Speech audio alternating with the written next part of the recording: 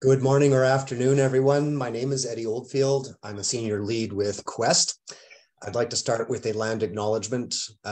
Essentially, I'm based here in Fredericton, New Brunswick. It is the traditional unceded territory of the Mi'kmaq, Maliseet, and Passamaquoddy peoples, and it's covered under the Treaties of Peace and Friendship. Before we get started, I'd just like to remind folks of some housekeeping items. Before we get started, if you are not speaking, please mute yourself. We will welcome any questions or comments during the presentation using the chat function. So please feel free to introduce yourself, ask questions of the main presenter, and we will have time at the end of the presentation for some discussion. This is the fourth session in our webinar training series on promoting energy efficiency through land use planning. This session in particular focuses on the protection of the natural environment and the provision of the best return on investment. Next slide, please. A brief overview of today's session. Following introductions, we'll have a presentation from Danielle Savard, registered planning professional, also the president of Deco Design and a senior associate with Quest. And as I mentioned, followed by some Q&A and discussion. And with that, I'd also like to introduce my colleague Helda Renian, who has been assisting us through this training session, making sure that everything functions smoothly. But if you ever have any trouble, feel free to pose a question in the chat. Without further ado, Danielle, I'll pass it to you now.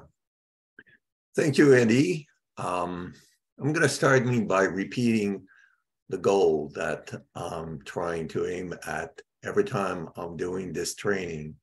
And really, my goal is for you, decision makers, visionary people, leaders, to become the heroes of the events you have to face. I aim at helping you to adopt the implementation of the energy efficient measures and sustainability principles and concepts to implement projects that well respect the environment, respond also to practically all social and energy efficiency issues your communities have to face, and of course, reaching the healthy revenues that will help you to offer sustainable and energy efficient development projects and appropriate services for people who live in your projects. When we are promoting here the sustainable approach, we believe that you can respond to practically all issues your populations may have with developments, including energy efficient measures, integrate also with a project that will allow to respond to climate change, offer affordable communities and housing, and also increase your revenues with the development that you're going to have in your communities. Now, as Eddie has mentioned, we're at session 4. Just to give you an overview on the first session in September, we were talking about the framework with sustainable community design approach. In October, we were talking about creating affordable communities and housing. In November, we focus on green infrastructure. And today, we're going to have a bit of time talking about protecting the natural environment and providing also the best return on your investments, or ROI, when you're building a sustainable community projects in your community. Right after that, in February, we're going to have the last session that is going to be 3 hours. We're going to talk about that workshop where we're going to integrate all that information, and we're going to talk about that later on during the presentation. That being said, a lot of people would probably ask, who are you? For those who don't know me, I'm president of my own company that's called Deco Design. I'm a registered professional planner with the Canadian Institute of Planners. I have a master's degree in business administration and also one in urban planning. I have 35 more years of experience in planning with specialization in sustainability in the private, public, and NGO sectors. And I received from the Gulf of Maine Council Visionary Award for the project at Le Village en Haut-du-Ruisseau that we're going to refer to during this presentation later on.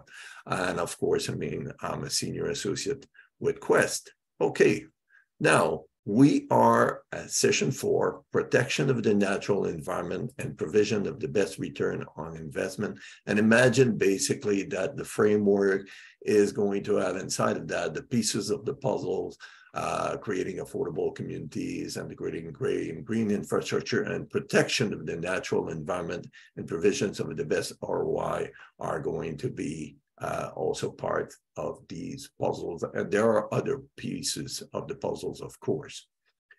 Now, when we talk about a sustainable community project, it, as you know, it integrates social, environmental, and economical elements specific to the site to develop. There are 2 crucial elements that we have to consider with a sustainable community project. And it's going to be, of course, I mean, dealing with the natural side and looking also with the appropriate return on investment, or what we call the ROI. Today, we're going to focus more on with the integration of the natural elements. What are these elements to consider when building, and what is the green asset of your property? We're going to talk later on about determining the healthy ROI for your project, using the appropriate legal instruments and integrating all the appropriate elements together.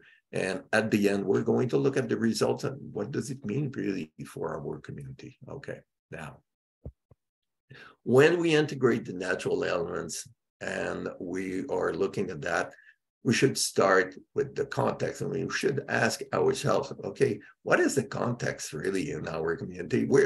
What makes people tick in the community? Is it on sustainability? Is it on energy efficiency? Is it addressing senior issues, affordable housing, name it? I mean, whatever is going to make people tick in your community, you start from there, and you add also the elements of sustainability that you're going to bring during the conversation in order to have a fully integrated project in your community.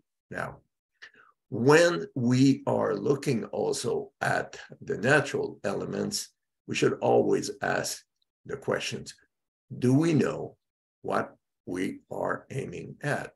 And if we look at the spectrum of environmental design, a lot of people are going to start in communities with conventional project. And I mean, it's true. I mean, it's better, to have a conventional project than an illegal project.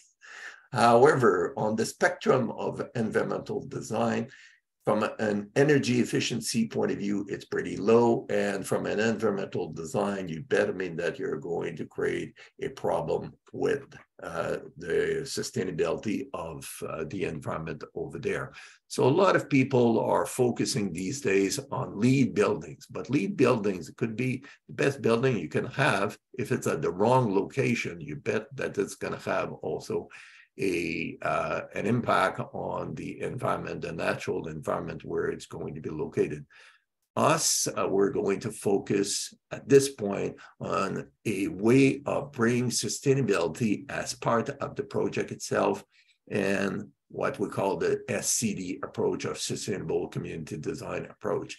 And I would say go even a step further, where we're going to restore what was destroyed or was tampered with, that was the natural environment. And now, can we restore that natural environment as part of the project? And even, go even a step even further than that with regeneration. That means all the conventional projects that you had in the past in your communities, and where you know that the natural environment had been impacted, why not to include measures as part of your project that are going to improve that later on when the project is up and running. Okay, now, I know that there are a lot of people that would say the solutions are so complicated, or it's so complex, or we're not used to do something like that, or name it. Whatever reasons can find in order, I would call it excuses myself, but whatever reason that they can have, are we going to go from solutions to problems, or start with the problems that we have, and can we bring solutions with the sustainable community project that we would like to bring in our community with the approach, the SCD approach. Now, energy efficiency, when we talk about that, and we're looking at sustainability, it's not one element, it's really embedded into sustainability elements. And I found it pretty interesting.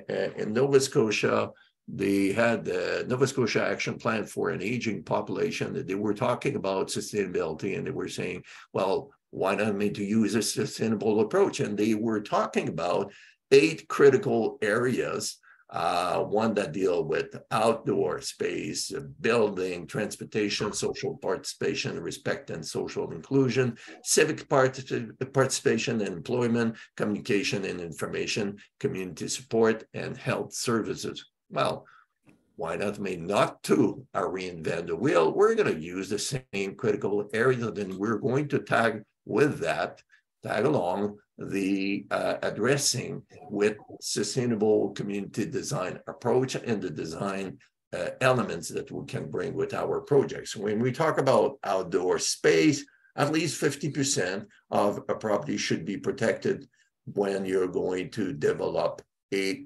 property. Here, we're going to aim at space efficiency and reducing waste. When we talk about building, why not integrate also with our project intentional interaction, increasing relationships and connections, and addressing also social isolations. Here, we're aiming at site and building efficiency. With transportation, of course, SCD approach, as we have mentioned, required walkable and bikeable neighborhoods and a density of at least 7 units per acre in order to offer other modes of transportation than just the individual cars. Here, we're aiming at energy and space efficiency. And of course, we would like to have the residents' participation in the design of their neighborhood and with the project that we would like to bring in our community in order for them to provide also feedback on all the efficiencies that are finding relevant with the project that we can tag along with our development of the property. What is happening also with rural communities in New Brunswick? A lot of them are facing depopulation and low investments. So why not at the same time also bring along some designs that are going to help attracting the knowledge workers and the investments. Here we're aiming at community and energy efficiency and reducing waste, requiring also multiple partnerships and involvements, again, for aiming at more efficiencies with our project, and integration of all relevant environmental, social, and economical elements in order, again, to get all the efficiencies that we can bring to the table with the sustainable community design of the project for the community. Now,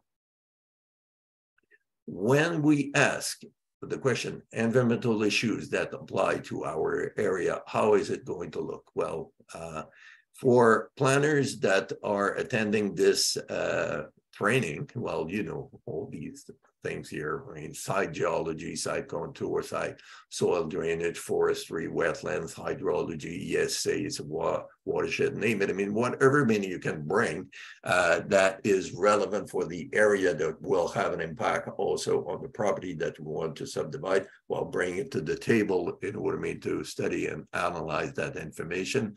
And also from the social and economy, bring the local statistics, present zoning, future land use, trail system, name it, whatever you can find information, bring that to the table in order to figuring out, should we address this or that, and how it's going to have an impact on the design of our sustainable community project. Now, when it's time to look at the site, and we want to understand, okay, we have a lot of information right now, can we understand the impact on the property site? And I would propose, and I would suggest, why not to use a traffic light analogy? I mean, it's what we used on our maps when we were working with the builders.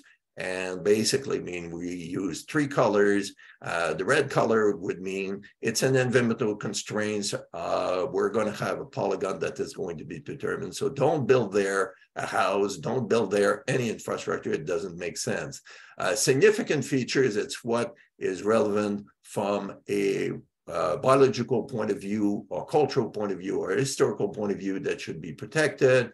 While you can build certain infrastructure, for example, roads or pipes, something like that, but don't build houses over there. And the green is what is the remainder on the property. It's where you're going to have the buildable areas that you may build. Now, Randall Aaron in his book, Growing Greener, he didn't call it the red area. They call it, the primary conservation areas, if ever you read his books.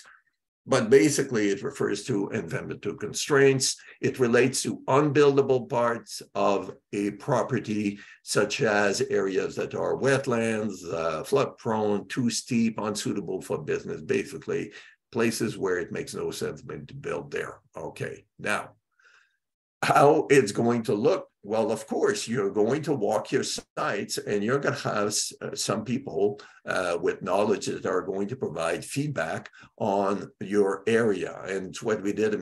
We had a report with, you can see here, polygons, SN, MMPH, LJ. All that information was relevant for certain types of environmental constraints. And you can see also a hatch area. And the reason why I put the hatch area over there is because in New Brunswick, at the time we had that the wetland protection of 30 meters along wetlands. Well, it's for New Brunswick, but you could have a jurisdiction where it's different. So I put it here as something to consider. But in the workshop, you're going to have, for example, the maps that are going to be pretty similar, and you will have the choice of using the hatch area as an environmental constraints or not. It's up to you. Now, when it's time to look at the significant features, it's where your biologist or your historical expert or cultural experts are going to walk the sites, and you can see me here on that map for the property F, G, H, B, A, O, E, all areas that were yellow, and it's basically significant features. You could have some infrastructure over there, but you don't build houses over there. Now, all of that, it's in order to determine, after you have your environmental constraints, plus the important features added all together, what is really the percentage of your property that where you can build, where it makes sense, to densify as much as possible to build over there.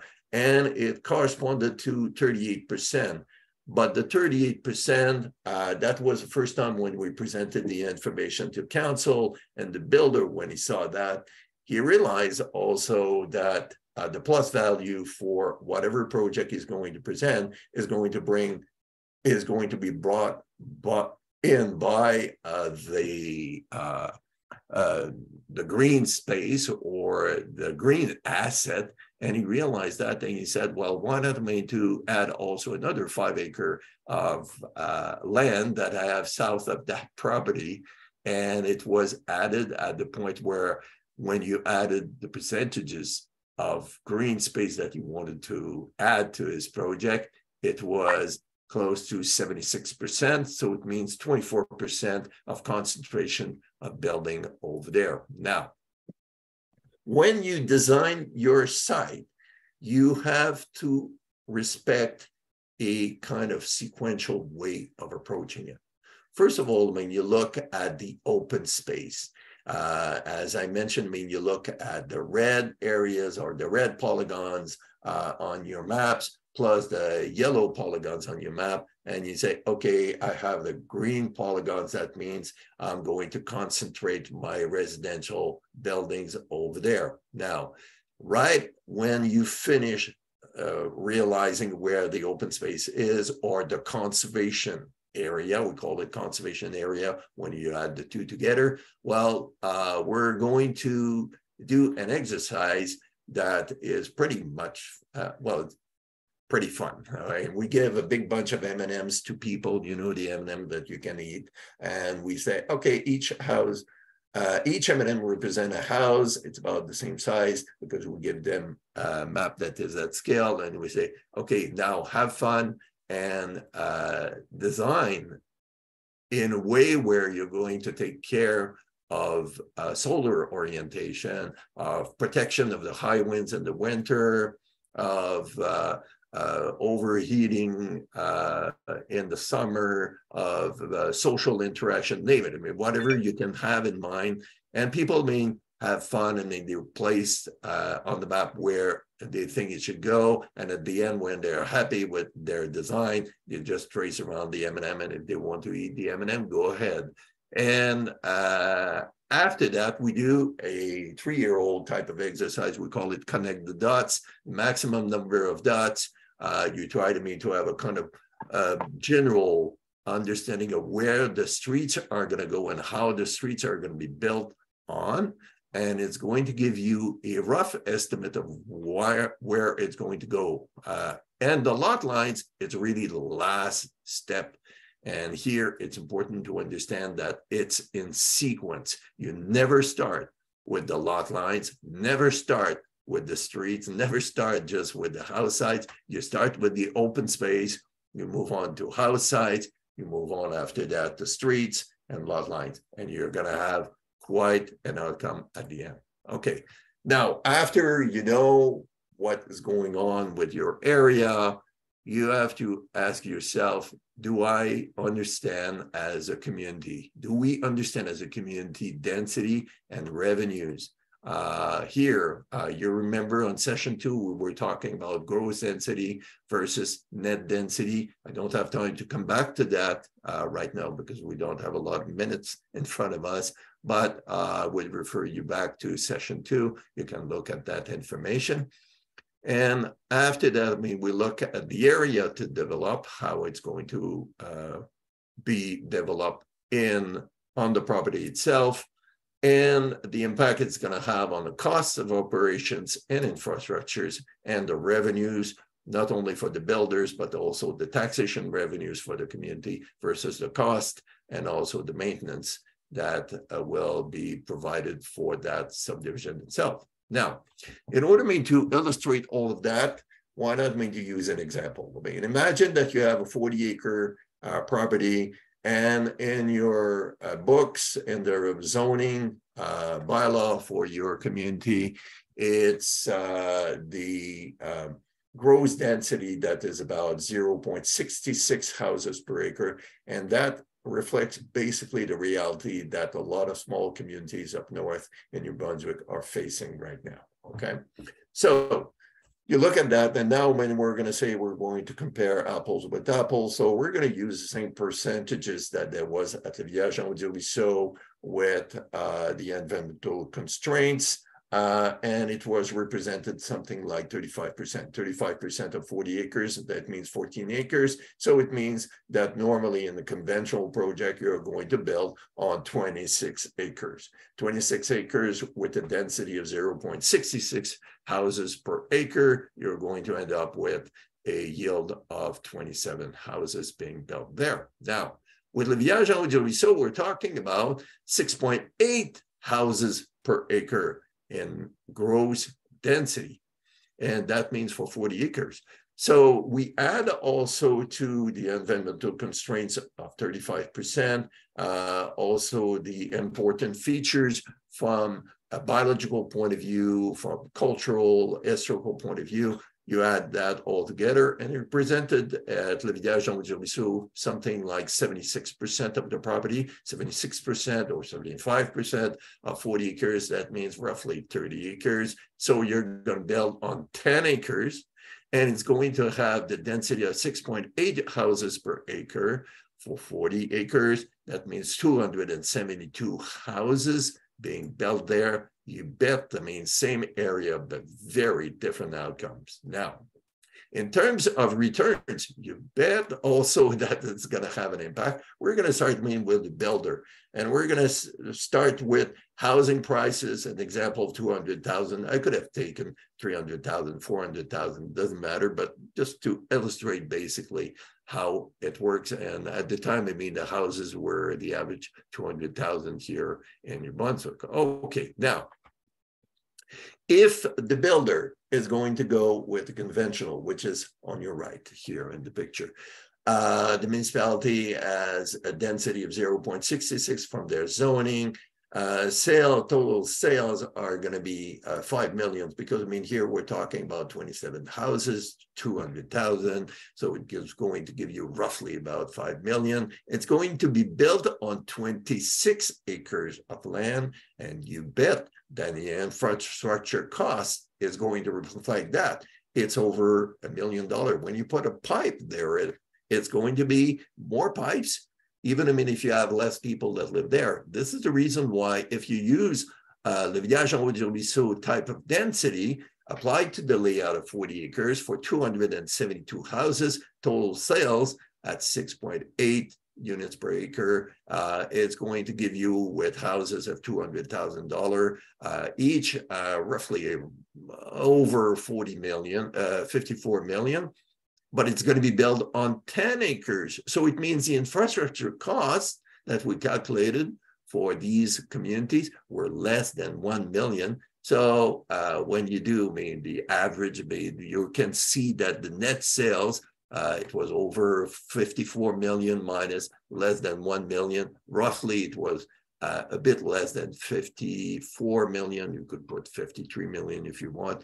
But for the conventional one, it's going to be roughly around 4 million. It's going to cost you more in infrastructure costs.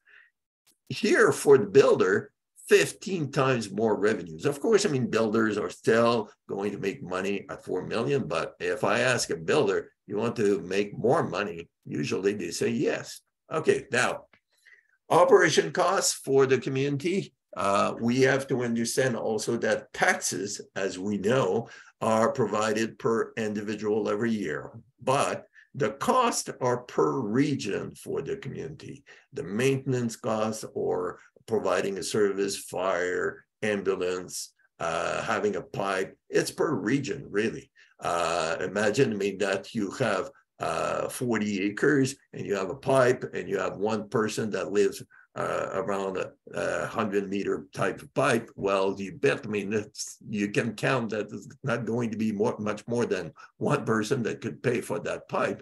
But if you have 10 people that live around that pipe, well, it's going to be a different type of math. And we're going to look more at the results here with something specific like the 40 acres. Okay, now imagine that the tax gross revenues, it's $1.39 for that community, 400 on assessment. So if we go with the conventional project, 27 houses, 0.66 houses per acre, the tax gross revenues per year, it's not going to be much more than $74,000 per year.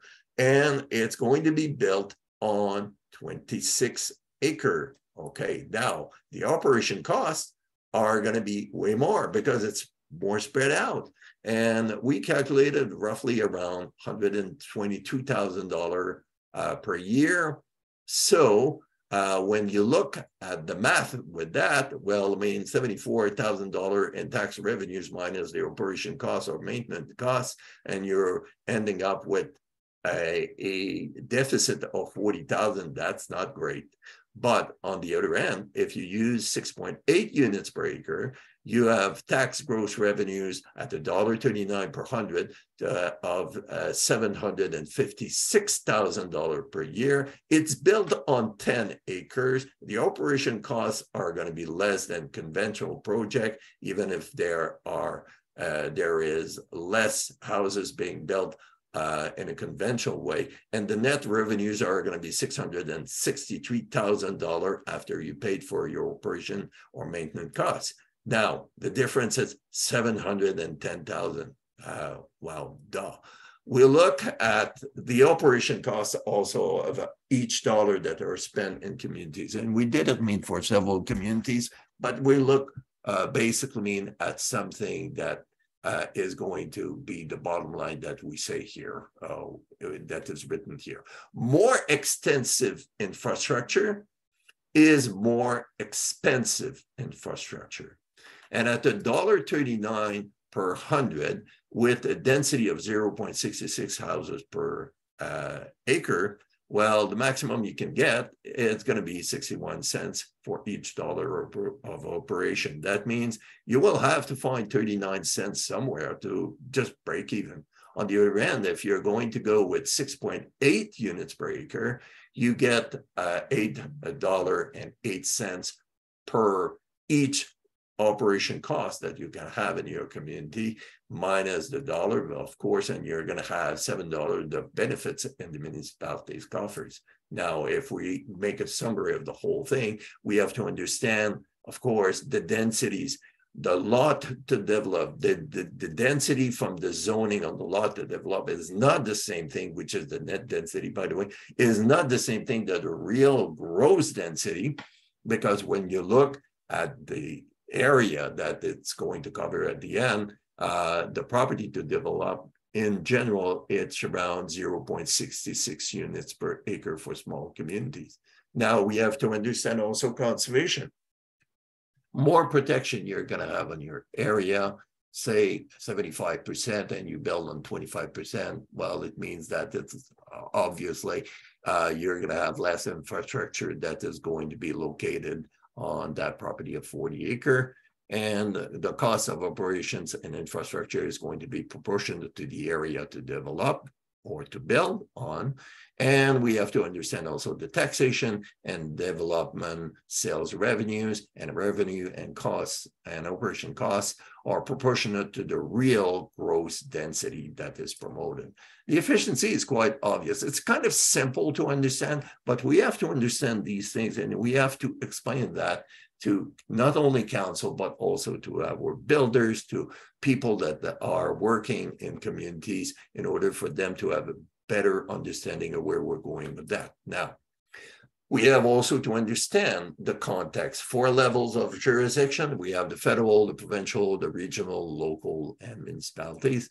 And each one of them are going to provide, of course, the set of standards and guidelines and funding and programs. But at the local level, it's going to be the local commitments and implementation with local regulations and bylaws and planning instruments that are going to be pretty good for helping us in that, in the implementation of a sustainable community project.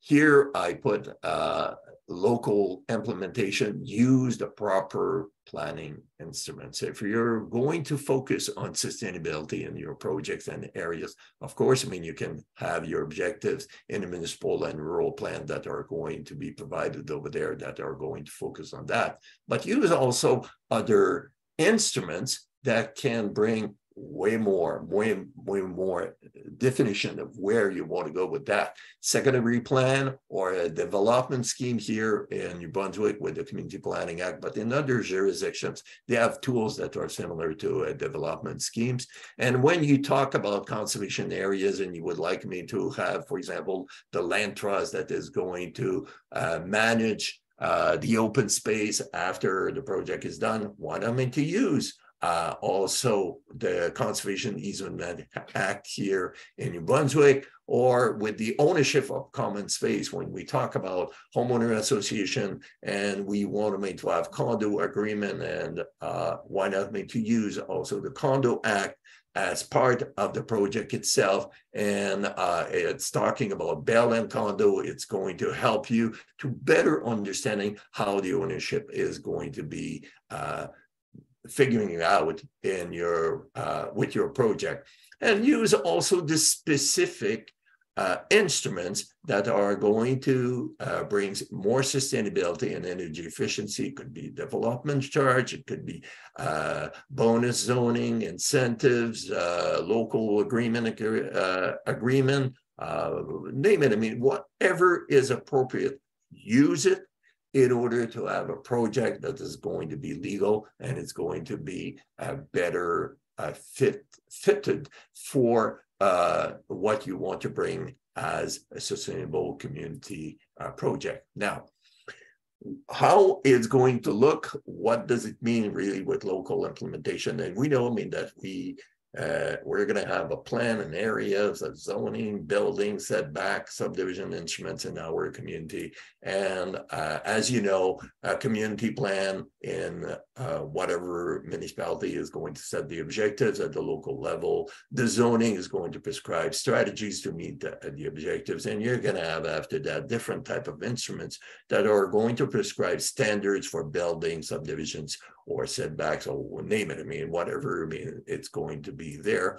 Of course, I mean, it is enforced at the local level. It's a registered document, and you can see an increased level of details here more you go down, okay, down the list here. Now, why not me to use an appropriate tool like a secondary plan or a development scheme that is between a community plan, that means a municipal or rural plan, and the zoning that you have in place in your community. And the good thing about it is because it's going to supersede everything that is under. So it means that even if you have prescriptions with zoning, building, subdivision in your zoning bylaw with conventional project, with a sustainable community design that would have a development scheme that is going to allow it, or secondary plan that is going to allow it, you better mean that you can have your own prescriptions of how it's going to work over there, okay? And it's going to be adopted as such by the community itself. Now, the ownership, the municipality, the homeowner association, and or freehold. Imagine that you have a sustainable community design project. It's inside, I mean, that green area that you can see, or the green line inside here. And you have inside of that an open space or green space or conservation area that is owned by a land trust. And you have also a common space that is owned by the homeowner association, okay? And you have the lot lines with that. You have to understand that in order to have that project, we have also to bring a development scheme or secondary plan here that are going to allow these type of projects. And after you look at that, you look at the delineation of the condo property, creation of homeowner association. And you can look also even, I mean, to go even further than that, delineation of freehold land and legal agreement and covenant, okay? So everything is appropriate for where you want to go with your project, and it's going to be legal at the end. Okay, now you integrate all the appropriate elements, and I'm going to show you briefly the example of Le Village en Haut-Ruisseau. Of course, I mean, we started with the preconditions, knowing your community, knowing your site, selling the idea, defining your preconditions, determining your partnership. And after that, we went with the steps and design elements, pre-application discussion, site analysis, conceptual preliminary plan, and a 4-step design process that was open space, house sites, streets, and of course, lot lines at the end. That's the 4th step we're talking about. Conceptual plan by the developer that is going to be presented to the community.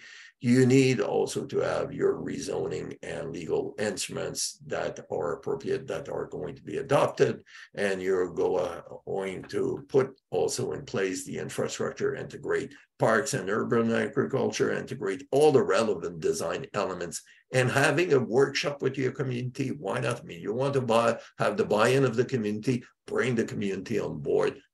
We call it a sustainable community project, so why not to involve the community there? Sales of revenues is where you're going to see also your benefits and profits, and restoration of biodiversity. Why not? I mean, bring also with the project after it's done, restoration and regeneration, and of course, monitoring your project and reporting what's going on and the things that are the positive and the things that are negative in order, I mean, to facilitate the implementation of the next project that you can have in your community, because people will see, oh, it works. Okay, now, if you look at the results, you should ask always a question: why do we not see real change in our community? Why people don't really think about sustainability with our project? And there was a study that was done in 2017 that I found pretty interesting. They were looking at the different reasons, and they named 16 of them. I mean, consumers, or I should say customers and clients, don't really care about sustainability. Sometimes, I mean, they're so desperate, they just want to have a place to live, okay? Professionals tend to stay loyal to traditional, I put here in bracket, conventional. Greenwash people sometimes are really suspicious when you talk about sustainability because they've never seen it in their community, so they don't think it exists. Lack of convincing business case. I hope it's not the case now that we showed you that can work. Uncertain capital and life cycle maintenance costs, unprepared business structures and culture, cozy existing supply chain relationships, slowness to learn, resistance to change. That is a biggie, this one. People don't want to change, especially, I mean, if they always make money as builders, they don't think, I mean, that they can make more money. So you have to convince them.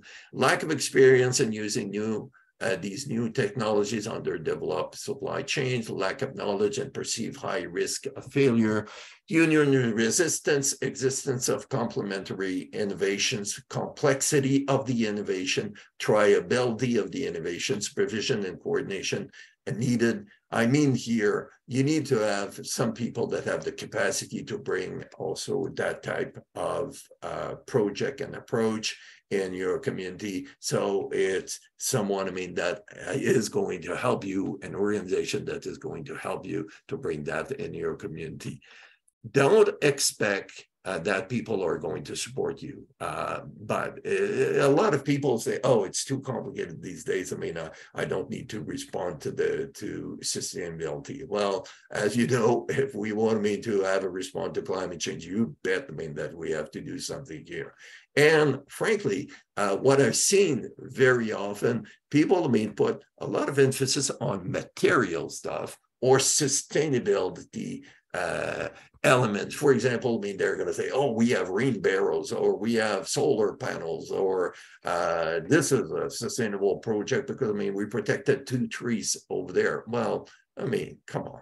People are not crazy in our community, and we should move toward wellness and full integration of all the elements that we can bring, all the proper elements for bringing sustainability in our sustainable community project. Now, I'm going to stop here and talk to you about the workshop and the practical exercise. We're going to use the Learn Design Principles that you had since the month of September in a concrete project that is going to be your project by providing your own design on a fictive community subdivision project, and it's going to be Valentine's Day, February 14. So to get the maximum from the workshop, I would suggest that you prepare in advance for this workshop by reviewing the information and principles that were presented during the training. You have here the link for finding session 1, 2, 3, 4. You can look at that information and think also the role that you would like to play during the workshop. Here are some of the choices. Important that we have, for example, someone that is going to say, oh, in my group, I want to be a developer or builder. In my group, also, there's someone else that is going to say, I want to be a mayor or counselor. Another person would say planner, coordinator, another one civil engineer, another one CAO of the municipality. Another relevant role for a targeted project could be a banker, for example. I mean, you bet that the bankers are going to have a big word here with the project. And it could be a social worker, name it, I mean, but bring to the table with your group someone that is going to be different than another person that is going to play one of the role over there. And we're going to come back to that in a moment. I provided here a memory helper and steps for you to get prepared. And you can start, right away. Talk about your objectives of the project, who should be targeted, for example, design of your houses, road and connectivity, stormwater management, sewage system. Are you going to be on site? Are you going to have a cluster system? Are you going to be connected? Talk about these things and start writing how your project itself is going to look. And of course, have fun, please. Have fun. Usually, we have a lot of people that have fun in these type of exercise. We're going to move on with questions, but if you are interested to pursue with NSCD approach here, I would say, get in touch with me. It's going to be my pleasure to help you to start a sustainable community design project in your community if you're interested. On that, I'm going to say thank you, Eddie. The floor is yours, and we can go back to questions. Stop share, I guess. Thank you, Danielle. Before I conclude with just a sneak peek at our exercise next week, I'll take the floor or open the floor for taking any questions.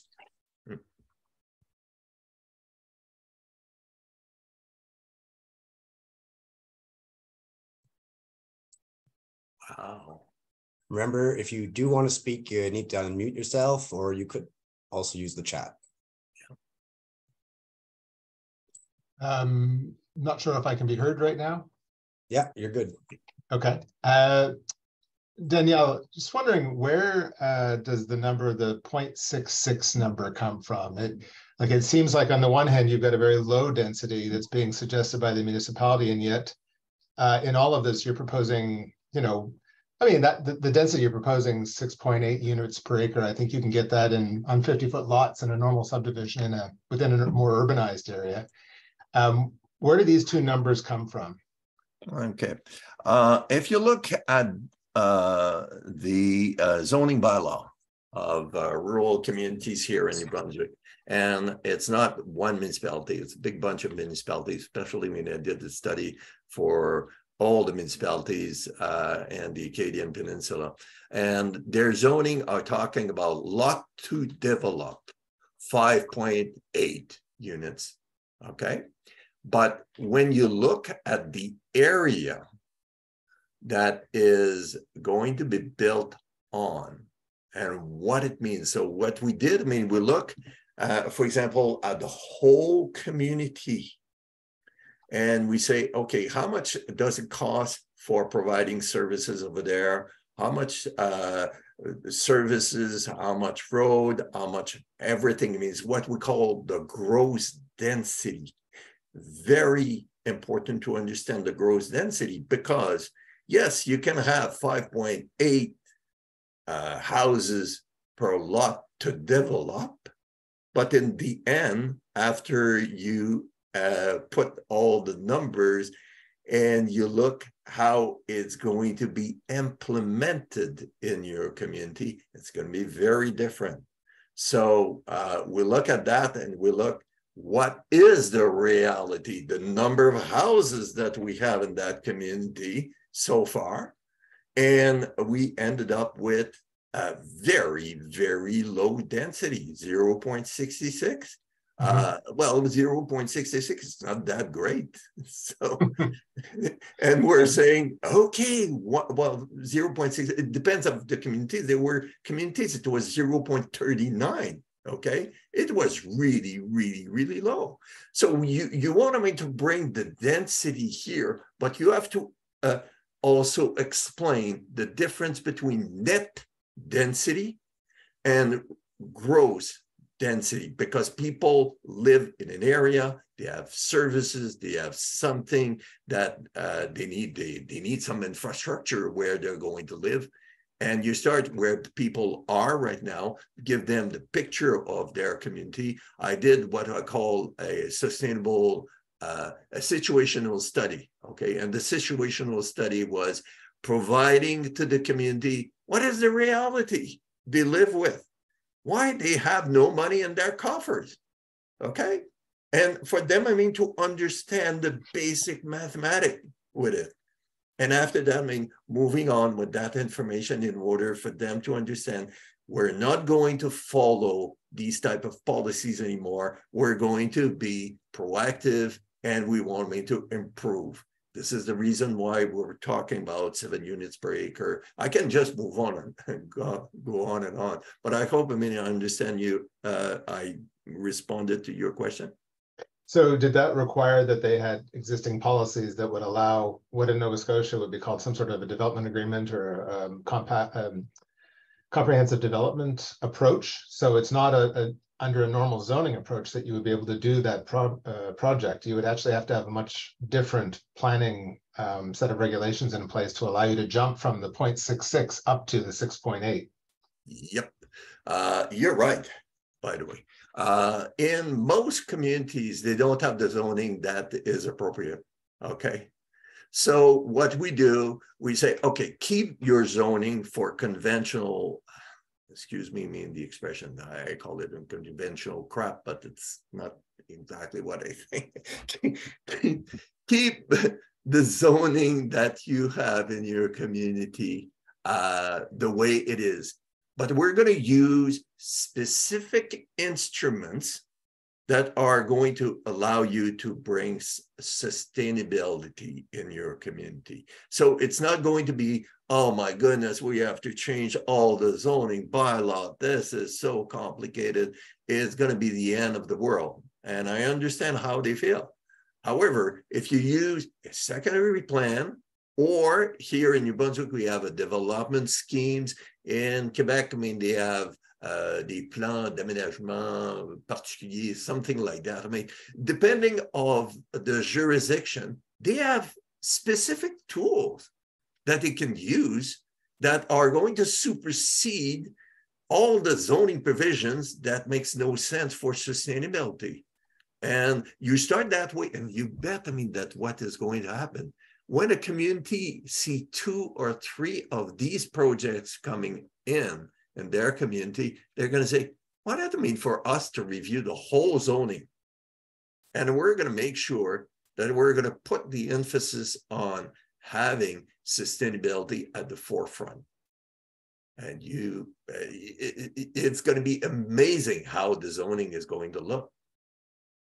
And so I guess on the one hand, you use the math that you showed at the end of this presentation at the benefits to the municipality in terms of taxation base versus costs. Yep. The developers get on board because they're going to get a lot more units. And then you still have, at the end of the day, the community who are saying, look, you know, on the one hand, if we use the old way or the existing way, we're going to get 27 more houses in our neighborhood. But if we do this funny thing, we're going to get 274 houses. What the heck? Yeah. Yep. Yep. But you have to bring people with you. I remember there was one community up north in New Brunswick. They wanted me to have information how it would be done. First of all, but they didn't believe us at first. Okay. So I bring a 2-page document because usually people don't read more than 2 pages. Okay. In the 2-page document, you have all the relevant numbers for them to understand, and we explain step by step why it's not real, it's not gross density that we're talking about, but it's net density that they have in their books. And we're starting to understand, they start to understand how sustainability can bring way more revenues than they've ever seen before. Cool, thank you. Also, to just bridge on that, the number of units that you are going to ask participants to put on the provided lot, how many are you proposing, Danielle? Well, Charles Poirier at Le Village en Haut-Ruisseau, he was able to put 217 units. Okay. Okay. So it's different type of units, of course. I mean, it's not single family detached dwelling units. It could be townhouses, it could be condos, it could be apartment buildings. I mean, whatever the market is more appropriate. I'm not someone that is going to dictate to the builder what is the market. Usually they know the market way better than us. So you work with your builder and you tell the builder, it's not that we're against density in general, okay? You can go really high with density. I mean, the American Planners Association is talking about at least 25 units per acre, okay? But here in New Brunswick, it's one of these provinces, we have probably 0.5 to 1 unit per acre, okay, in general, in the rural areas. Now, if you want to improve on that, yes, you can improve quite a lot. And 7 units per acre, the reason why we're pushing that so much is because you can never justify to have a transit system that is going to take form in your community if you don't have at least a frequency of 1 bus every 45 minutes. And that comes when you have a density of at least 7 units per acre. So just move on that way. So, yeah, to build on that, provides opportunities for district heat. It can improve overall efficiency of design. Yeah. Well, whatever you have in mind for energy efficiency, you can bring it more when you think about your site and you understand that there are some areas that are going to be protected and areas where it's going to be concentration. And we're going to take advantage of the combination of different sustainability principles that are going to fit one with the other. At the moment you bring one, suddenly there's another one that's a tag along with it, and it just go on and on. I think this might be a good time to share just a sneak peek at the actual interactive exercise. Sure. Feel free to ask more questions, though, while I do that. Yeah. This should work. So what you're looking at here is a mural exercise. And during the workshop, we'll be providing a link to this so everyone can, in fact, jump in from their own computer. And, it repeats some of the context that Danielle has provided today, including the roles, the types of questions to ask yourself and ask of this lot. And it provides on the right-hand side a number of tools to draw on your map. And we try to simplify this by allowing you to drag and drop the units, whether they're single-family townhouses, apartments, and condos, commercial units, roads, and other infrastructure you may want to consider. I know it looks small on your screen, but if you've never used Mural before, it is fully interactive and quite easy to navigate. So looking forward to having this as our exercise in a few weeks, getting into February. May I say something, Eddie, here? Each group is going to make a presentation of their ideas. So at the end, it will be a presentation on the objectives of your project, the context, meeting those needs, and your design approach using SCD. Is there a key plan that would show the context of this neighborhood with respect to the surrounding area, like where the closest urban center is or things like that, where shopping is? Imagine that you want to create something like that. You put this is my community. My community has this. It's a fictive community. I mean, of course, it's a map, as you can relate, the map of the property of Charles Poirier and Dieppe in New Brunswick, okay? But imagine that property anywhere. And you create your own community. You give what type of community would like to have, what are the objectives we're pursuing with that, and how you want to design it in order to get to your goals with that. Mm. So our group would come up with the context. We'd say, look, it's a 10-minute walk to the town center and it's a town of this size or. Yes. Okay. Yes. Would there be other questions regarding the exercise? Thank you, Emily. Okay, well, I look forward to this personally. I've done many of these mapping exercises in different contexts, not this particular one.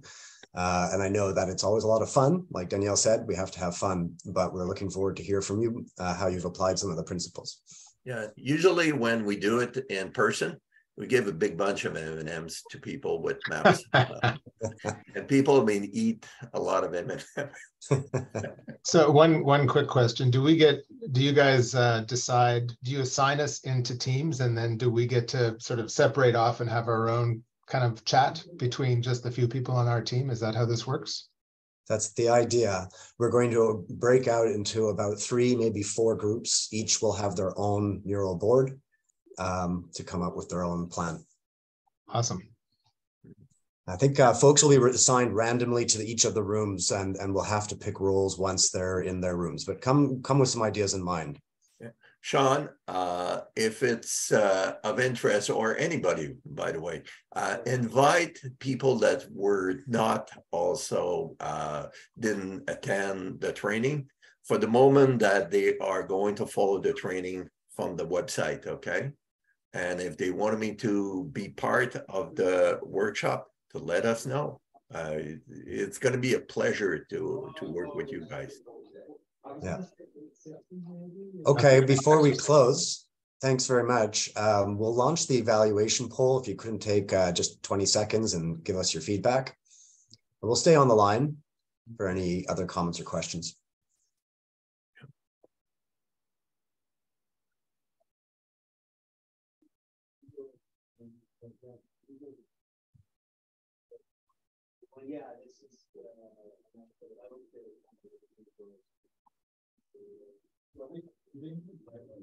Hi, are you able to? Yes, go ahead. Yeah. So hi everyone. I'm planning student. So I was wondering about the, like, you're talking about the unit size, but when it comes to the height, always the neighborhood community reject about the height. Even though if we are considering about the land coverages versus, like, vertical development, so we can preserve more land in terms of that, but the community always like, we will get some more shadows like that. So what's your idea about that? Like, I'm sorry, I mean, you're talking about height? Height restrictions. Yeah, I'm saying like in suburban areas where you can preserve more open space. Okay. If you go to achieve more height, and it's also like in terms of developer perspective, like horizontal versus vertical, I think it's more economically for them and also sustainable. And also sometimes you limit yourself because of the infrastructure capacities. Put it that way. Your name is Harpo? Okay. Put it that way. Whatever you would like to bring that is more sustainable with your project, make it an objective of your project itself. Bring something that is out of the ordinary, okay? Something that is more sustainable as an objective. And you bet you're going to be able to find a design way of bringing it in your community. It's not that the tools don't exist. It's what I notice, I mean, in a lot of communities, people are afraid of using the tools because they never used the tool before. Or they are thinking, oh my goodness, I use one tool that is different. Can I use another tool also that is different, that is going to tag along? Some people are afraid of doing something like that. But as a planner, you bet, I mean, that you can bring everything to the table and say, explaining to people where you're going with that. And getting the buy-in of the community is going to come fairly easy at the end. We explained that in the other sessions, where the best way to bring the buy-in of the community is to involve the kids. Involve the kids with the design, you bet it's going to be fun. Thank you. No problem. Okay, thank you very much for all those who stayed. We look forward to receiving you at the next session. A reminder will be sent out. We can end the recording. Thank you, Danielle. Okay, so we're saying Alan.